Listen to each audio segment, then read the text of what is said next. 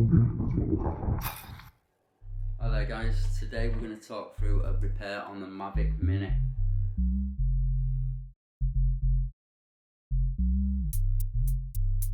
So as you're about to witness, our kid crashes his Mavic Mini. It's hit a floodlight system and ended up hitting the floor, and the arm snapped off and all sorts. It was a right mess. And I was sceptical of whether it'd even fly again.